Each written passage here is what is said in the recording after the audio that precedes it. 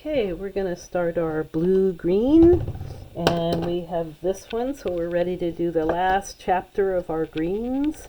And I'm going to start by putting a nice little pile of zinc white out and get a new rag because my rag was a little dirty from the mother green. So go ahead and get some zinc white out. And I'm going to mix some in there, just see where that starts me. And then I'm going to say, well, it starts me pretty light. And I'm going to give a little spray. It's been really nice and sunny today, so it's getting us drying out our paint a little bit more. Okay, get all of that off there, and I'm going to add a little bit more to it. And not to the whole thing. I'm just going to kind of spread it out and see what kind of values I can get. And I feel like that might be a good first tint. So I'm going to take the rest of this and see if I can make it into my second tint. And if I mix it up well enough, get every single thing off of my palette knife. And doing that is just by squishing it off. At the very end of your palette here, it's kind of hard to get it all squished off, so I'll wipe it off if I want some clean paint. Okay, so now we have this value and we have that one, and I figure I could put a little bit more of the darker mother blue green into this. So when you put this down, it's going to be really dark and it's going to dry a lot darker. So don't be afraid that your tints and shades are going to dry. They're going to dry a lot darker, so don't be alarmed at that. It's just part of being on the darker side of the color wheel. And as I'm mixing this, I think I'm getting a little further away from the camera, so I'm going to go ahead and scrape it up as I'm mixing it and put it up here a little bit more as I'm trying to get closer to the colors that I want. And because this is going to dry so dark, I feel like that's pretty good. I think this could be a little darker because it's a big jump down to the lighter. So I'm going to bring that up a little bit by getting some dark into that. And then I want to check my jumps.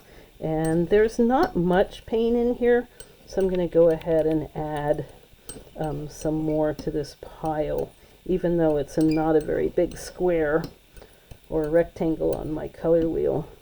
And I feel like I could add more white to it. And now I have a little bit more paint there to work with.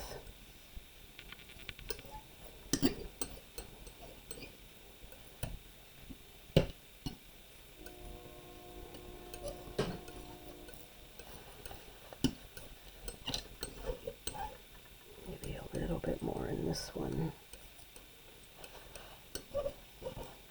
one to give me a little bit more paint, and 2 to make the jumps better. Okay, so I don't know, I think this could use a little bit more darkening, even though I like that color a lot. Okay, so this is already really dark, so when we add black to it, it's just going to basically go to black. So don't worry about it. It's just the nature of this color. So we can have semi-black, and we can have blacker black. Maybe steal some of that. I might have gotten some tint on there, so I'm going to just ditch that part. And then we're going to basically have black. And there's really nothing you can do about it. But as I look at these closely and really try to get an eye on this, these turn down nicely, and these just go up, and they kind of like lose control because it's a dark color getting darker and darker. If I spread it out, I can see it a little bit better because I'm having the white reflecting off my picture. But we're going to go ahead and stay with that. And I'm going to make myself a little bit of room to work with and scrape some of this up so I can put my color wheel that I'm making down without getting it all doity. And we're going to go ahead and take our paintbrush and start with, I'm going to start with the lights this time, just because I think they're prettier. So we're going to go from the very lightest spot in here. And can you guys still see what I'm doing? Oh, I should move this stuff over. See if I can do this up. You'll be able to see it a little bit more. Okay. You could see it better if you were talking and painting at the same time isn't really a good idea. Because that's our yellow-orange spot. But as that dries, I'll be able to paint on top of it. Why didn't you guys stop me? Okay, so back to where I was supposed to be painting it.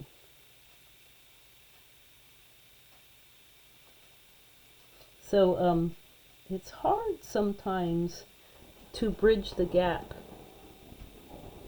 between very different colors. You know, it's the blue-green is close to green and it's close to blue, but it's really almost not related to either of them. Get me a finer paintbrush here so I can get the little pointy parts.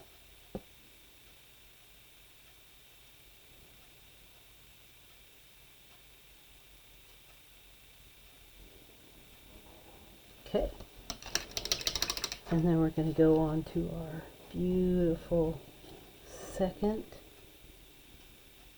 tint. One step closer to the mother color.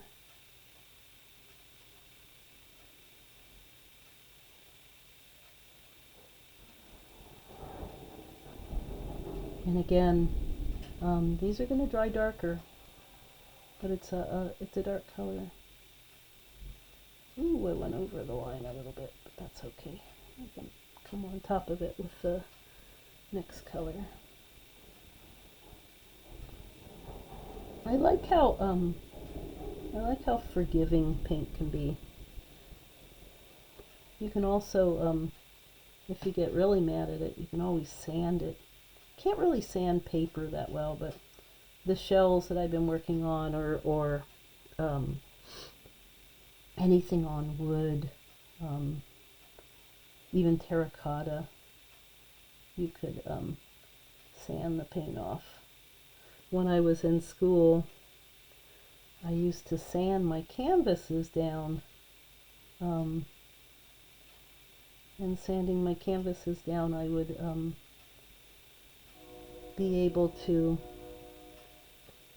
not take all the paint off, because you want to leave some paint, and unless you like do it for a really long time, but you can open up your pictures, and actually I started liking the sanded paintings a lot better than I did my my unsanded paintings. And it became an issue that Carrie's sanding her paintings down again. But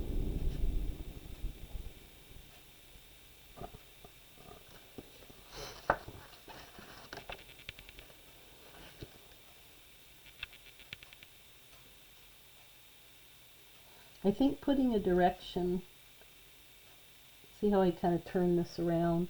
I think putting a direction on the angle that your brush is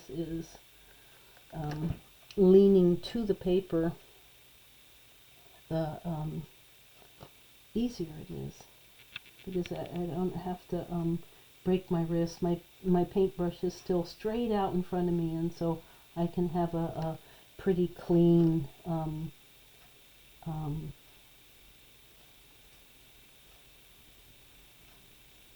direction. Sorry, I had to hold my breath while it was going by the blue.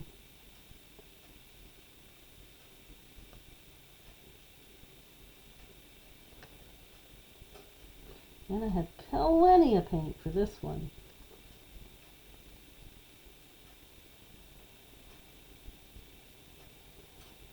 Which is awesome. But I am bothered by how dark it is. And here's the mother color, and we're gonna, for our mother color, it's so dark. It's almost hard to see what color it is.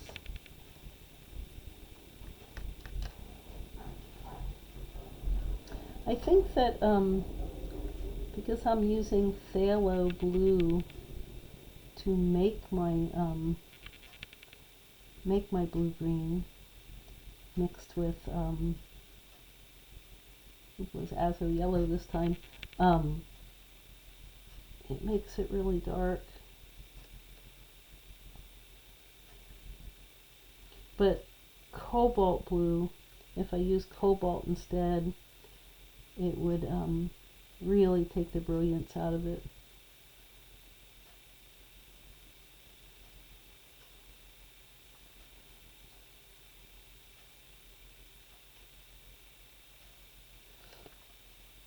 Yeah, there we go. Now on to my shades, which seem to be drying up here. And I can reconstitute it. Maybe I'll have enough. Maybe I'll have to mix some more. Maybe I'll mix some more right now because I can still see that one color.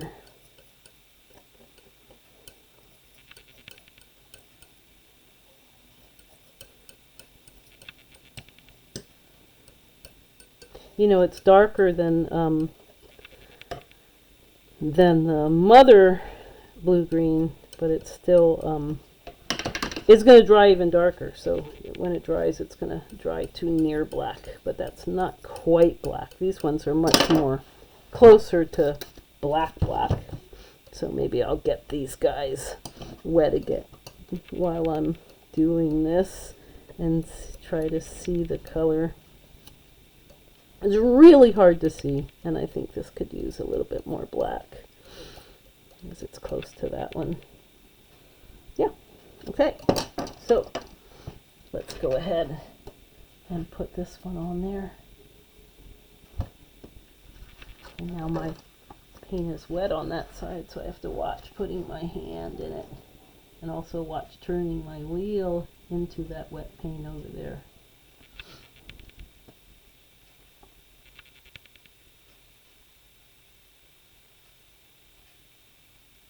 When it gets thin enough, when I put it on my paper thin enough, you can see that it's still a blue-green. But like I said, when it dries, it will probably be just going really dark.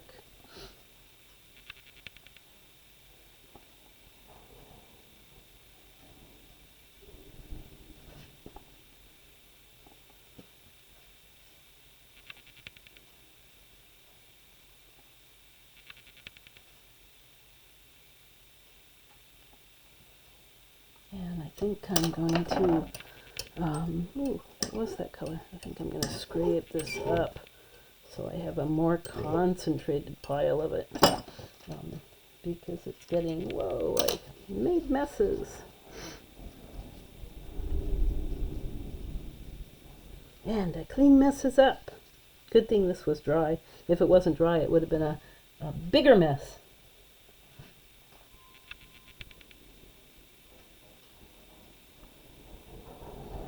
Also, if I let it dry on it, it'd be a bigger mess because then I wouldn't be able to wipe it off.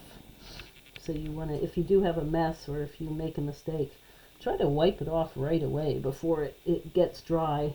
With acrylic paints, you have about 2 days before the paint is actually completely cured,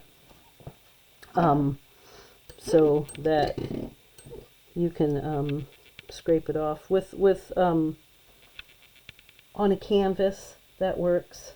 On paper, it's a little harder because the paper will break down and it won't be very happy being scraped. So I'm going to get this back into a pile and double check it. I think that I'm going to add that to it just because I'm lacking a little paint, and it's going to dry so dark that it's very difficult to see anyway. So let's go ahead and pull this off. Luckily I just have a tiny little rectangle to paint, but we're going black. We're getting dark. And sop this up. Keep the edge of my color wheel nice and clean. Am I still in your picture view? Turn it around a little bit so you can see it. Again, with the pivot on my finger, it really does help to make a straight line. And it is unbelievable how quickly things are drying these days. Nice to have sunshine out in the world. For our rainy, rainy, rainy normal weather. Okay, so I'm going to take that off. Nice little drip. And put it here where it was kind of pulling it up because I didn't have enough paint on my brush. And that works pretty good.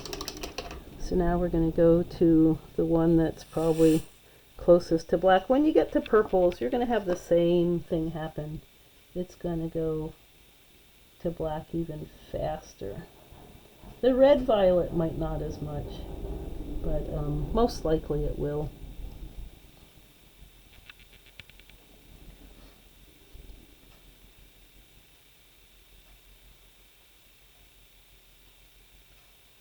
And there, we have our blue-green. I feel like I want to come back and touch this a little bit right here in this corner, and here, and here. And then I want to take this one, a little bit more water in it, and touch it right here in this corner,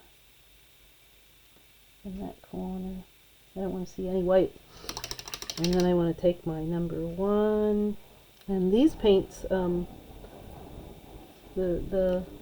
tints are already dry.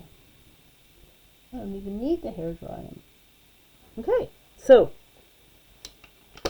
voila, we have the greens, and we'll wait till these dry and see what they look like. And that's looking pretty nice. So when I get done, I'm going to cut out these left white triangles, and then I'll be able to have a nice clean edge there. So I'm not too worried about it. What else? I'll probably mount it on something so that the paper will not be as flimsy. And yeah, so that's it for this color. I'm going to clean all this up, and then I'm going to dry this, and then I will probably go on to oranges next, because purples are a little bit tricky, so I'll save them to the end. Okay.